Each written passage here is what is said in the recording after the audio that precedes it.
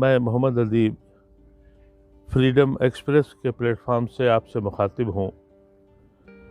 आज का मौजू मेरा जो है, जो इस अगले महीने जो इलेक्शन होने जा रहा है, इलेक्शन तो इसी महीने शुरू हो जाएगा, लेकिन अगले महीने जो रिज़ल्ट आने वाला है, इससे आगे हिंदुस्तान की तारीख लिखी जाएगी। इलेक्शन जमहूरियत में एक बहुत बड़ा पहलू है, बल्कि अहम पहलू है किसी भी जमहूरियत का। लेकिन जब इलेक्शन ज़ात पर और मज़हब के नाम से होने लगे, तो वही इलेक्शन जमहूरियत का इलेक्शन ख़तरे की निशानी को पहुंच जाता है। हम जिस जगह इलेक्शन आज होने जा रहे हैं, उन सूबों की बात आपसे करना चाहते हैं। जो हिंदी स्पीकिंग बेल्ट है, यहाँ पर नफ़रतों ने अपना मुकाम हासिल कर लिया। इलेक्शन जीतने और हारने का को जो मौजू बना है अब तक पिछले चंद सालों से, वो किसी आइडियोलॉजी पे नहीं है, वो नफ़रत पर है, वो मज़हब पर है, वो एक दूसरे से दुश्मनी पर है। इसके असरात न बंगाल में दिखाई पड़े और न साउथ इंडिया में दिखाई पड़े। बंगाल एक ऐसा सूबा है जिसका बहुत एक मखसूस कल्चर है। वहाँ वो ज़मीन रविंद्रनाथ टैगोर की ज़मीन है, वो ज़मीन जहाँ गांधी ने बैठ के उस दौर में जब खून की होली खेली जा रही थी, वहीं बैठकर भाईचारे की आवाज़ लगाई थी। और आज भी इतने सालों से नफ़रत को फैलाने के बावजूद भी वहाँ इंसान को अपनी हैसियत से पहचानता है, मज़हब के नाम से नहीं। ऐसी जगह पे जो इलेक्शन होने जा रहा है, उसकी बहुत बड़ी अहमियत आज इस हिंदुस्तान में है, क्योंकि अगर ये इलेक्शन मज़हब के नाम पे लड़ा गया यहाँ और साउथ इंडिया में, तो हिंदुस्तान का मुस्तकबिल बहुत तारीक हो जाएगा। हम इस पे तज्ज़िया करते हैं कि आज की पोजीशन वहाँ क्या है। वहाँ असल लड़ाई जो है वो ममता बनर्जी और आरएसएस और बीजेपी के बीच में है। यही बनर्जी कभी अटल बिहारी वाजपेयी की पार्टनर भी होती थी, उनके साथ साझा सरकार में भी थी। लेकिन पिछले चंद सालों से वहाँ इख्तलाफात कुछ ऐसे उठे कि ममता ने बीजेपी का साथ छोड़ दिया, बल्कि यूँ कहें कि वो अटल बिहारी वाजपेयी के तो साथ थी, लेकिन वो मोदी ब्रांड ऑफ बीजेपी से बड़ी शदीद मुखालिफ थी। एक वो भी दौर था इस मुल्क में जब इस मुल्क में कई ख़वातीन चीफ मिनिस्टर थीं, शीला दीक्षित थीं, जयललिता थीं, और अब वो सब ख़त्म हो गए। अकेली एक लेडी चीफ मिनिस्टर, और जिसके बारे में ये कहा जाता है कि हिंदुस्तान में अगर कोई मोदी का डायरेक्ट क्रिटिक है तो वो सिर्फ ममता बनर्जी हैं। और बंगाल में बीजेपी को अपने कदम जमाने के लिए पिछले 3 साल से और 4 साल से जो उन्होंने मेहनत करी है, जो ख़रीद व फरोख्त करी है, उसमें ये कहा जाता है कि उनका अब इस बार हुकूमत में आना बहुत लोगों का ख्याल है कि बड़ा यकीनी है, लेकिन हक़ाइक़ इसके मुख्तलिफ हैं।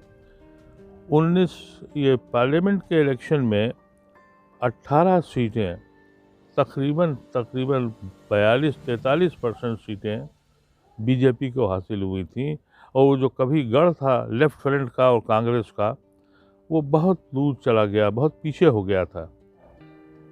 पिछले पार्लियामेंट के इलेक्शन में बीजेपी को 18 पार्लियामेंट्स के मेंबर मिले थे। इसीलिए ये ख्याल किया जाता है कि इस बार बीजेपी अपनी पूरी क़ुव्वत के साथ वहाँ पर जाएगी। और जैसा आप जानते हैं कि बीजेपी इलेक्शन को अपनी दौलत के सहारे भी जीतती है। इलेक्शन से पहले ख़रीदारी करती है और फिर इलेक्शन के बाद ये उसने एक ट्रेंड बनाया है कि अगर हुकूमत कहीं आस-पास भी आ जाएं, तो फिर उनके ख़जाने खुल जाते हैं, क्योंकि पूरी हिंदुस्तान की दौलत उनके पास है। ऐसे में ये ख़तरा ज़रूर लगता है कि अगर कहीं बराबरी की लड़ाई हुई तो बीजेपी अपना दूसरा प्लान भी इम्प्लीमेंट कर सकती है। लेकिन हक़ाइक़ कुछ और कहते हैं। हक़ाइक़ ये हैं कि पिछली बार जो इलेक्शन हुआ था पार्लियामेंट का, उस वक़्त कांग्रेस और लेफ़्ट के कैडर ने ममता बनर्जी की मुखालफत में ये तसव्वुर करके कि बीजेपी कोई फोर्स नहीं है, उन्होंने ममता बनर्जी को सबक सिखाने के लिए अपना वोट बीजेपी की झोली में डाल दिया था। नतीजा ये हुआ कि ये दोनों पार्टियां तो कमज़ोर पड़ गईं, लेकिन बीजेपी नंबर 2 पर आ गई और उसकी वोट ऑफ परसेंटेज बहुत बढ़ गई। अगर ये कहा जाए कि ममता का वोट कम हुआ था, तो ममता का वोट तो 1.3% और बढ़ा था पिछले असेंबली इलेक्शन से। यानी ममता करीब 42 से 43% वोट के बीच की आज भी मालिक थी और हैं।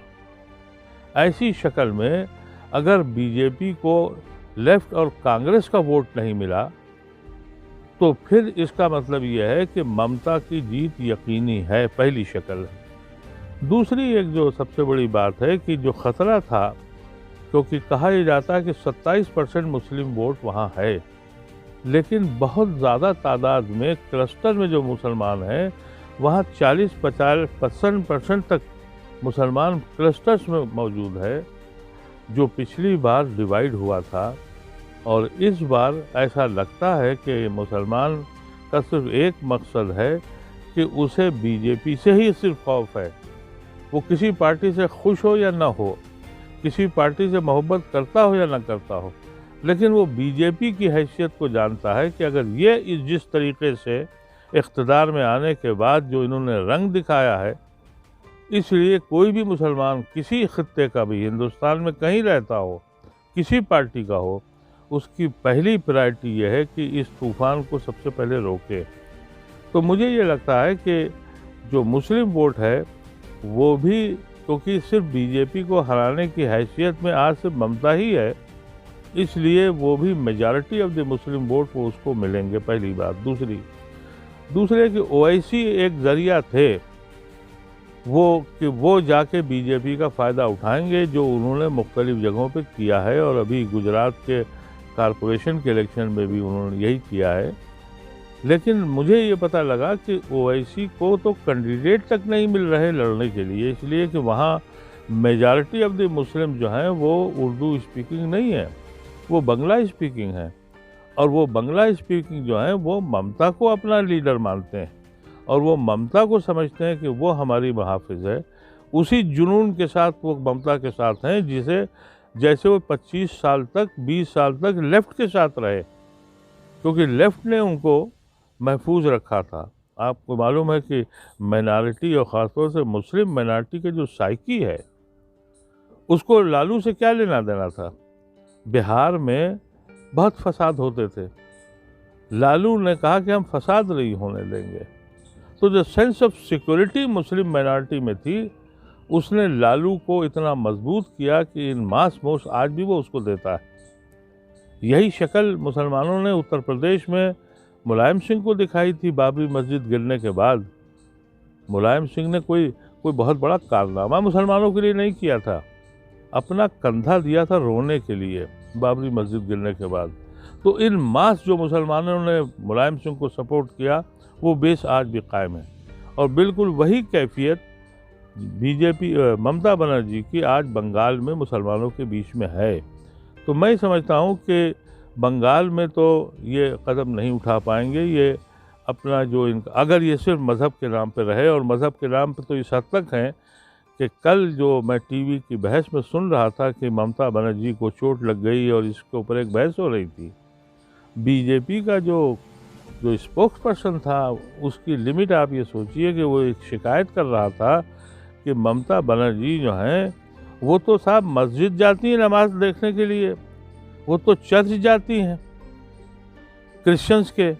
यानी आप अंदाज़ा कीजिए कि इस लेवल तक इंसान गिर सकता है कि जो आदमी किसी दूसरे मज़हब की अकायद को से मोहब्बत करता हो, उसकी इज़्ज़त करना चाहता हो, वो उसकी बुराई बना के पेश की जाए। तो हिंदुस्तान अभी इतना नीचे नहीं गया है कि लोग इसको पसंद कर लें। अब रहा दूसरा इलेक्शन आसाम का।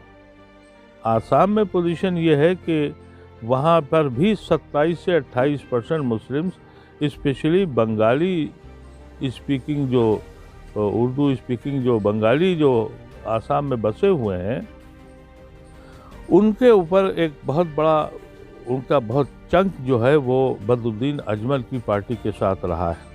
बदरुद्दीन अजमल ने बहुत काफ़ी एमएलए अपने जिताए हैं और उसमें अच्छी बात उनकी ये रही कि उनके यहाँ सिर्फ मुसलमान नहीं जीता है बल्कि हिंदू, ट्राइबल और दलित जो है वो भी उनकी पार्टी से जीत के आता है। और पिछली बार उनका जो सीनियर गोगोई थे उनसे लड़ाई की वजह से वो कांग्रेस से अलग हो गए थे। नतीजा हुआ कि उनकी तादाद 24 से घट के 11 या 12 रह गई थी और इसी तरह से कांग्रेस की 40 से घट के 17 रह गई थी। इस बार वो दोनों मिल के लड़ रहे हैं, तो वहाँ पर भी जो डिवीज़न ऑफ वोट है, यानी वहाँ जो 27 से 28% मुस्लिम वोट है वो सेकुलर फ्रंट यानी कांग्रेस के साथ ही जाएगा और उसके पास कोई दूसरा ऑप्शन है ही नहीं। और वो जो वहाँ जो छोटी पार्टी है, यानी वहाँ एक बड़ी इंपॉर्टेंट पार्टी है बोडो वालों की, वो मुख्तलिफ पॉकेट्स में है। वो बीजेपी की बहुत अलाय थी और वो 10-12 सीटें पे उनका कब्जा था, अभी वो भी उनके साथ चले गए। तो आसाम भी बहुत आसान नहीं रहा है कि बीजेपी आसाम में जीत सके। जहाँ तक कि साउथ की तमिलनाडु और केरल की टीम का सवाल है, यहाँ तो इन्होंने अभी सिर्फ पौधा लगाया है नफ़रत का, और वहाँ नफ़रत का पौधा अभी इस हैसियत में भी नहीं हुआ है कि वो खुद खड़ा हो सके। इसलिए वहाँ उन्होंने अलायंस के लिए जिस तरह से पेड़ पौधा लगता है और एक लकड़ी का सहारा लिया जाता है, तो वो लकड़ी का सहारा उन्होंने वहाँ अन्ना डीएमके के साथ लिया है। और दूसरी तरफ दूसरी छोटी जमातों का तो वहाँ तो उनका वजूद वैसे भी नहीं है। हाँ, पांडिचेरी एक छोटी स्टेट है और पांडिचेरी में क्योंकि कुल 60 आदमियों की असेंबली है, वहाँ कुछ भी हो सकता है। मैं समझता हूँ पांडिचेरी के अलावा बीजेपी को किसी भी सूबे में अक्सरियत हासिल करना ये बहुत नामुमकिनात में से एक है। और अगर ऐसा हो जाता है तो फिर ये समझ लीजिए कि ये जो बीमारी नफ़रत की है और जो मज़हब के नाम पर सियासत है, वो सिर्फ हिंदी स्पीकिंग बेल्ट में नहीं बल्कि उसका जो विंग है वो पूरे हिंदुस्तान को अपने काबू में ले लेगा। फिर हिंदुस्तान को हम किस अंदाज से देखेंगे, ये आने वाला वक्त बताएगा। इसलिए मैं समझता हूँ कि ये जो इलेक्शन चंद हफ्तों के अंदर होने जा रहा है, ये हिंदुस्तान की किस्मत का फैसला लिखेगा। ये मेरा अपना तज्जिया है। बहुत बहुत शुक्रिया।